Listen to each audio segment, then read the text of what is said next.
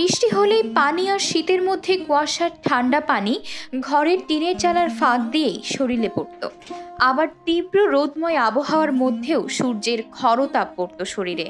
এমনই জরাজীর্ণ নির্জন ঘরে বসবাস করত দুই অসহায় বৃদ্ধ দম্পতি। বৃষ্টি কুয়াশা পানির মতো তাদের অসহায়ত্বের অশ্রু ভেজা চোখ প্রায় সময় টলমল করত। নীরবে নিভৃতেই সীমাহীন কষ্ট নিয়ে বসবাস করতেন তারা।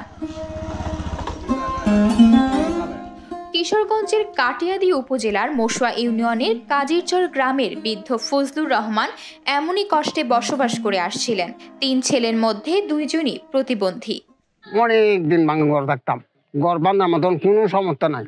ইসমাইল হুজুর যারা আল্লাহ তাআলা রহমত করছে, একটা ঘর বাঁধি দিছে 10 জনের সহযোগিতা, তার জন্য দোয়া করি। গ্রামের মাদ্রাসার আলেম মুফতি মোহাম্মদ ইসমাইল এলাকাবাসী থেকে অর্থ সংগ্রহ করে একটি নতুন ঘর তৈরি করতে উদ্যোগী হন। স্থানীয় কাওমি মাদ্রাসার শিক্ষার্থীদের সহায়তায় 1 মাসের চেষ্টায় ঘরটি তৈরি করে দেওয়া হয়।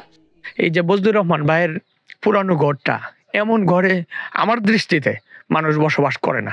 আমি কল্পনাও করতে পারি না, যেখানে মাথাটা ঠিকে যায় নামাজ পড়ার সময়। তারা স্বামী স্ত্রী উভয়ই নামাজ পড়ে। তা আমি দেখে অনুপ্রাণিত হয়েছে যে এই ঘরটা নির্মাণ করব।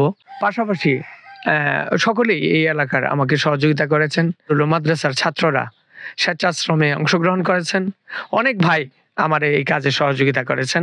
আলহামদুলিল্লাহ, এরকম যেন আরো উন্নয়নমূলক কাজ আমাদের দ্বারা হয়, করতে পারি, এই জন্য আমরা সবার কাছেই দোয়ার প্রার্থী। পিতা ও ছোট ছেলে মিলে শ্রমজীবীর কাজ করে টেনে টুনে পরিবারের খরচ যোগান দেয়। দীর্ঘদিন পর তাদের দুঃখের অবসান হয়েছে। দোয়া দরুদের মাধ্যমে নতুন ঘরে ওঠেন এই বৃদ্ধ দম্পতি।